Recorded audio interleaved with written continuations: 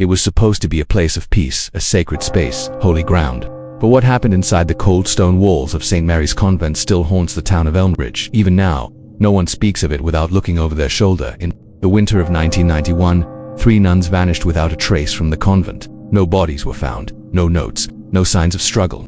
They were just gone. But here's the thing, this wasn't the first time something had gone terribly wrong at St. Mary's, and it wouldn't be the last. Keep watching, because the truth about St. Mary's isn't just about missing women. It's about what they saw before they disappeared, and the people who made sure no one believed them. The convent still stands, hidden behind black iron gates, vines choking its crumbling facade. Locals cross the street rather than walk near it.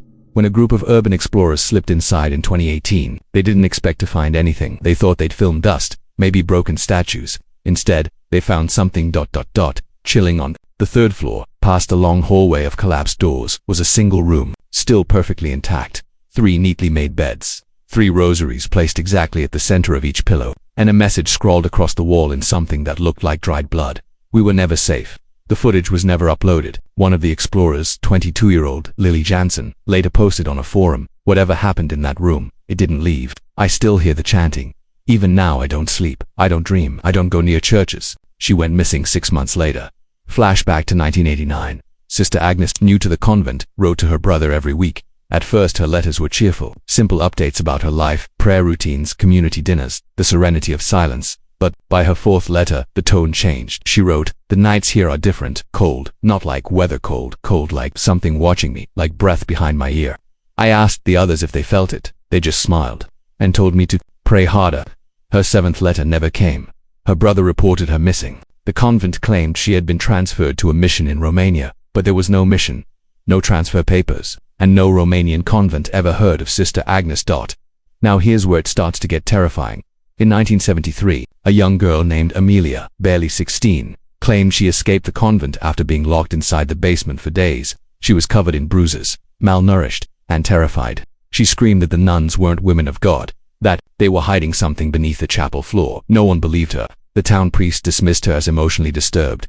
She disappeared a year later, just like the others. But 30 years later, someone found a diary buried beneath the chapel's floorboards. No name, no dates, just pages and pages of terror. They chant to someone else, not Christ, not Mary, someone ancient, someone hungry. I saw her face, the prioress. She smiled when Sister Helen bled. She said, "Pain is the door to understanding. If it doesn't chill you, keep watching." Because the prioress in question, she was buried in 1990, but her tomb was empty. A retired groundskeeper, Edward Cray, gave an anonymous interview in 2002. He said he quit after he found claw marks on the inside of the prayer closet. Not just scratches, deep gouges, as if someone had tried to claw their way out, or he tried to report it. No one listened. Then his dog was found dead, its throat slashed clean. He left town that night. Here's the emotional core of it all. These weren't just stories. These were women, daughters, sisters, who wanted to serve their faith, who thought they were entering sanctuary, and instead walked straight into something cruel. Evil doesn't always show up with fire and brimstone. Sometimes it wears a habit. Sometimes it sings hymns.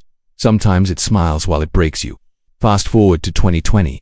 The current priest in Elmbridge, Dorian, refused to open the convent gates for decades. But during a renovation project, the church needed the space. Workers were sent in, they cleared the chapel, opened the old kitchen, and they found something no one could explain. Behind a false wall was a narrow staircase, leading down, not in the blueprints, not in any record. At the bottom 27 crosses, all upside down.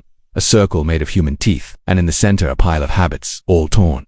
The police were called. The church silenced it again. But a janitor took a picture before they sealed the stairwell, and that photo leaked. If you've seen it online, you know exactly what it looks like. The room is wrong, like it wasn't made for people, like it was built for something else. Some say the prioress wasn't just a cruel woman, that she was part of a cult, that she brought in young women to be used, and that when they resisted they vanished. No graves, no funerals, just gone. And the townspeople, they knew, they just didn't want to be next. You're probably wondering, how could no one investigate this? Here's the truth. In 1991, after the last 3 nuns vanished, the official story was that they ran away. Despite no money, no bags, and no motive, the convent went on lockdown. No visitors, no media, no answers. But a nurse at St. Joseph's Hospital, just 15 miles from the convent, said that one night, around 3 a.m., an unconscious woman was brought in, wearing a torn habit, bleeding from her mouth. Before anyone could question her, the hospital received a direct call from the local diocese. The woman was to be transferred immediately. The nurse never saw her again. Not everything has an explanation. But here's one final detail that might stay with you tonight. Inside the convent, in the choir room, there's a hymn book still open, still resting on the stand. And page 66 has been ripped out, not torn, cut precisely. Underneath, written in tiny black ink, are 3 words. Do not sing. No one knows who wrote it, but the last group of ghost hunters who played the organ. During their live stream, the feed went black mid-note, and when they came back on camera, their eyes were wide. One of them had claw marks across her chest. Another was sobbing uncontrollably. They refused to speak about what they saw. I know this is disturbing. I know it's hard to listen, but this story matters. Because those women deserve justice, and whatever lived in the walls of that convent, it hasn't been put to rest. You made it this far, but the real horror, the one buried under decades of silence and fear, has only just begun to surface. So don't stop now, watch till the end, because what you're about to learn in the next part might finally explain why they never came back, and why someone, or something, never wanted them to leave. You heard the warnings, you saw the clues, but what if I told you that the real terror didn't start with the disappearances in 1991? What if it started nearly a century earlier, when St. Mary's was first built in cursed land, on a foundation soaked in blood and silence? Don't look away, because to understand what happened to the women trapped inside those walls, you need to hear what was hidden beneath the floorboards of time. In 1902, St. Mary's wasn't a convent, it was an asylum, built to contain young girls considered unfit for society. The rebellious, the outspoken, the pregnant. Many never left. The official records say the building was closed in 1915 due to structural instability. But a photograph from 1914 tells a different story. It shows 12 girls lined up in front of the main gates. Every face turned toward the camera, except one. The girl at the center is looking behind her, mouth open, eyes wide, as if something was crawling up the steps behind the photographer. That photo was found in the chapel walls alongside a rosary. And to human teeth. In 1931, the building was repurposed, rebranded, cleansed. It became St. Mary's Convent, a haven for devout women to dedicate their lives to God. But the first group of Sister 7 in total didn't last 6 months. Their journals describe the same pattern. The sound of crying at night, doors opening on their own, shadowed figures that stood at the end of the hallway, always watching, never moving. One entry reads, "It is not the silence that disturbs me, it's the way the silence breathes." Another, "I woke up to the feeling of hands pressing on my chest, but I was alone." Sister Ruth says we must be grateful for the tests he gives us. But what if this isn't his test? 6 months later, only one nun remained. Her name was Sister Lillian. She was 26 and she refused to speak for the rest of her life. She was transferred to a mental facility 2 towns over, where she carved a phrase over and over into the walls of her padded cell. She walks in daylight. Here's where the timeline fractures again, because evil doesn't follow time the way we do. And whatever lived inside those walls, it never left. In 1957, an altar boy named Henry was brought in to assist during summer services. He never spoke much after that summer. But on his deathbed in 2015, he told his grandson something he never told anyone else. "I saw her face, not the Virgin, not Mary, the other one. She smiled at me with no lips, just teeth. I dropped the candle, it went out, but she was still there. She whispered my name, even though I never told her." His grandson says he still has the notebook Henry kept from that summer. 1 page is torn and burned, but 2 words are still legible: not human. The church tried to explain things: strange noises, old pipes, scratches on the walls, settling, missing records, administrative error. But people talk, people remember, and when the disappearances in 1991 hit the papers, whispers turned into screams because one of the missing nuns, Sister Claire, had confided in a friend. Just a week before she vanished, she had written a letter: "If anything happens to me, check the confessional. There's a panel behind the screen. I left something there. It's proof.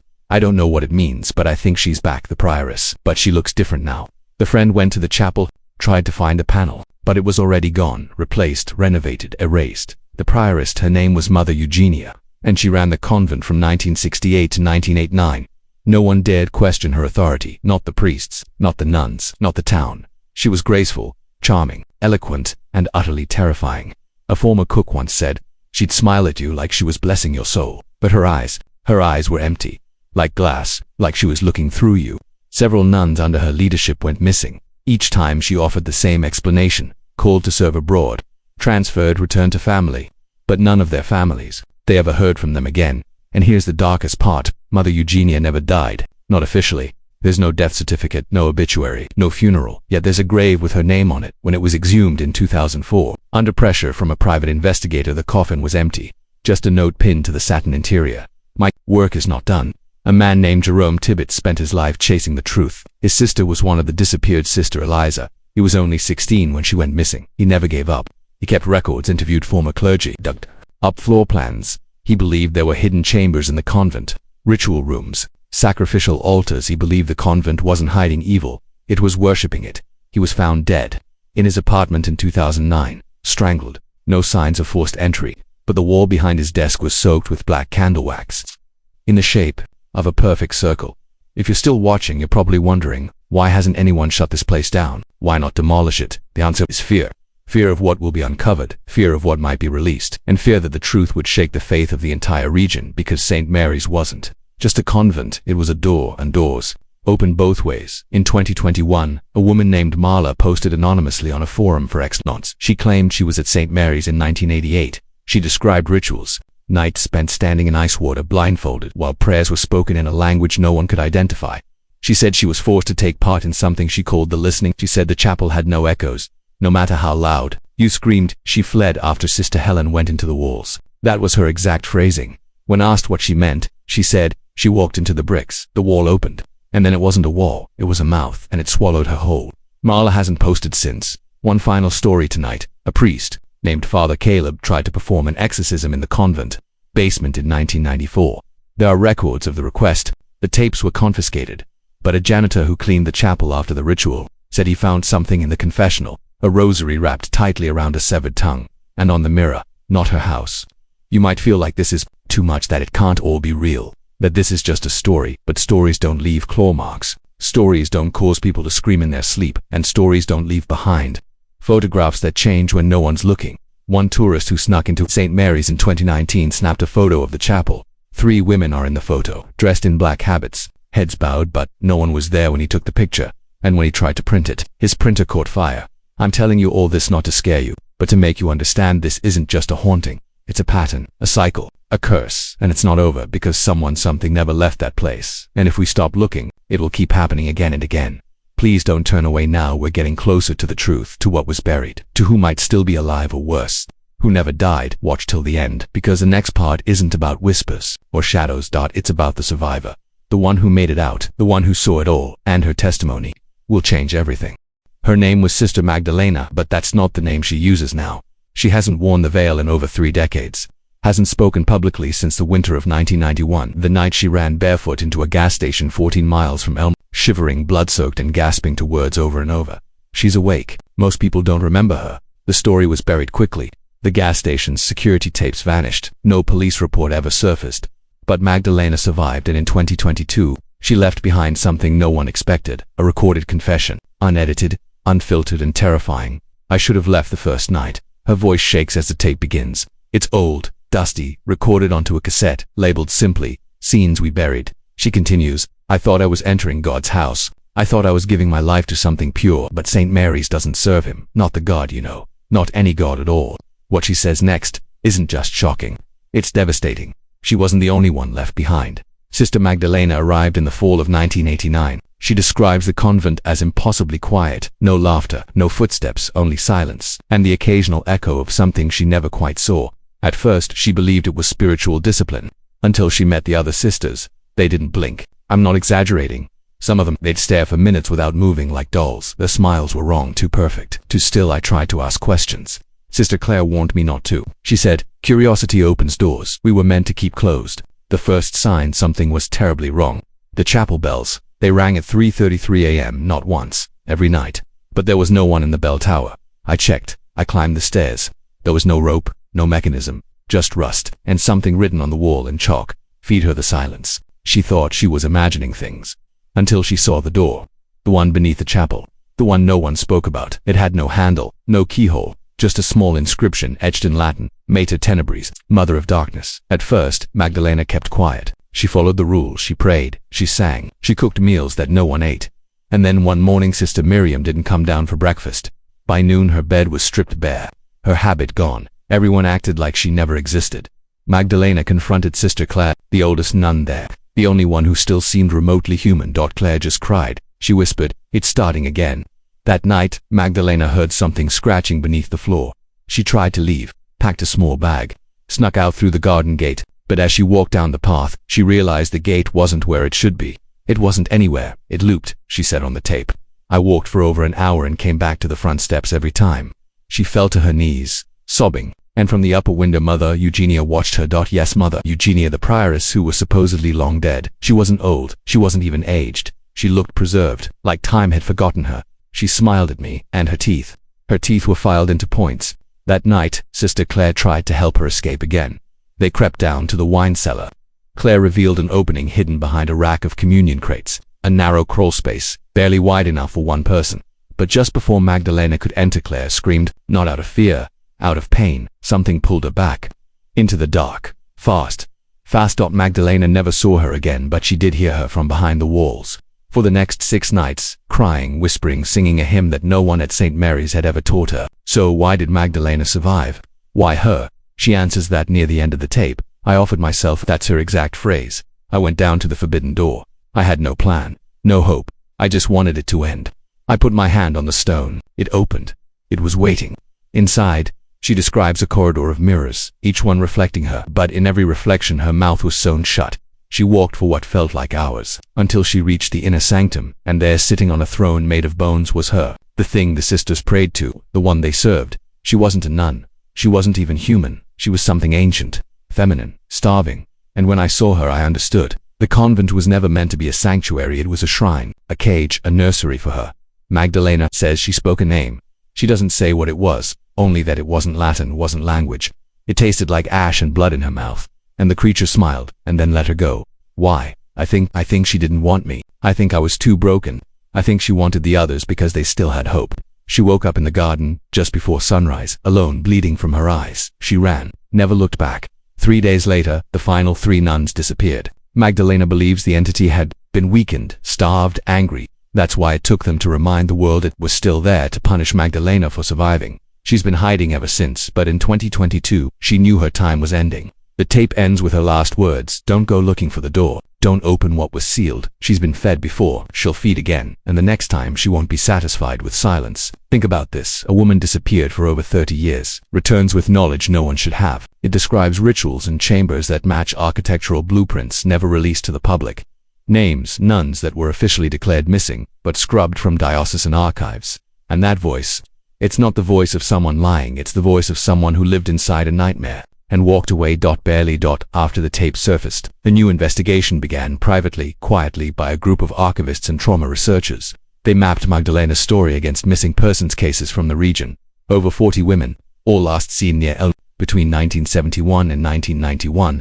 One chilling detail, every single one had no dental records found, none, as if their teeth had been, never mind. But maybe the most horrifying piece of all is what Magdalena left behind in her final possession. A small box. Inside, a torn piece of habit, a rusted rosary, and a mirror, but not just any mirror. Etched into the back, almost invisible, were the words, "She wears your face now." I know this is difficult to process. It's not just horror, it's heartbreak. These weren't just victims, they were women with dreams, faithful, hopeful, and something unspeakable twisted that. Don't forget them. Don't bury this. Their voices deserve to be heard. Their stories deserve light, and Magdalena, wherever she is, deserves peace. We're almost at the end. But the last part is the most terrifying. Because now we know what happened. Now we know what lived beneath the chapel, but we still don't know who let it in, or why it hasn't been stopped. So stay with me, because in the next part we go back to the beginning, to the man who built St. Mary's, and to the chilling deal he made, that damned the entire town. Some say the devil lives in temptation. Some say he lives in fire. But in Elmridge he lives in stone. Cold, heavy, permanent, like the foundation of St. Mary's Convent. Because if you want to understand why the walls bleed, why the mirrors don't reflect correctly, why the bells ring at night when no one is there, you have to go back. Not to the nuns, not to the chapel, but to the architect. His name was Elias Wren. He was 33 when he designed St. Mary's in 1899. But before he was an architect, he was a gravedigger, a mason by trade, a mystic by obsession. He had no formal training, no degree, but he built structures that defied physics. Rooms where whispers echoed for minutes. Doors that wouldn't open unless you prayed facing away. When asked how he did it, he always gave the same answer. She tells me how. They thought he was joking. He wasn't. The original blueprints for St. Mary's show 43 rooms, but the building has only 36. The rest vanished in the plans, walled over, sealed. But Elias kept personal notes, not diagrams, rituals, instructions, scrawled in a spiral down the pages. One life to open, one scream to bless, one sacrifice to seal. He didn't build a convent, he built a body. Some believe he was part of an obscure cult from the Carpathian region, a group that worshipped a female deity one never given a name. They called her the Veiled One. Not a goddess, not a demon, something older, not evil, not good, just hungry. The cult believed that by creating structures shaped in specific geometric patterns, they could call her forth, feed her, and be rewarded. Elias built 7 such structures. St. Mary's was the last. In a letter dated February 12, 1901, just before St. Mary's opened, he wrote, "I have given her a mouth, I have given her teeth, now I must give her song." He vanished 3 days later. Locals claimed he drowned in the lake behind the convent, but no body was found. Just his coat. Inside it, a music box still playing, still turning, even though it had no key. The prioress wasn't the beginning, she was a vessel, a continuation of women brought to the convent. Some willing, others not, became part of the offering. Some were broken by it, some were chosen, and some, like Magdalena, slipped through the cracks. But it was never about the women, it was about keeping the door shut, because once it opened fully, nothing could hold her back. Here's what no one ever reported into. During a freak storm, lightning hit the convent bell tower. The building should have caught fire. Instead, it howled. Not the wind. The stone, like it was alive. Screams echoed from the walls. Witnesses said they saw faces in the windows, not nuns, not people. Something else. One man, Daniel Priest, a fireman, rushed inside. He came out 3 minutes later. His hair had gone white. He never spoke again. He carved crosses into his skin every Sunday, until he died in 2013. You might want to believe this is folklore, urban legend, a ghost story spun out of proportion. But what if I told you the town knows? That the local clergy, who have been protecting it, that every bishop for the last century was sworn in with a vow not to serve God, but to guard the door. And what if I told you some believe she isn't imprisoned inside the convent, but underneath the town itself, that the convent is just her altar? That every time someone disappears in Elmridge, it's not random. It's not random. It's a tribute. There's a map Elias left behind, found in the lining of his coat. It marks 7 points across the town. 6 of them line up perfectly with ancient wells, long since filled. The 7th, the convent chapel. Dead center. The convergence point, the place where sound bends, where mirrors lie, where the air smells like iron even in spring. It was never about faith. It was about feeding something ancient, something that wakes when the world stops believing. In 2023, paranormal researchers smuggled a drone into St. Mary's. They flew it into the crawl space behind the altar. It went 67 feet before the camera cut out, but just before it died, a frame, a glimpse. Not of a person, not of a hallway, but a hand, pale, 6 fingers, and a face, distorted mouth too wide, staring back at the camera. It smiled, and then the feed turned black. One of the researchers posted the still frame online. Lasted 3 hours before it was pulled.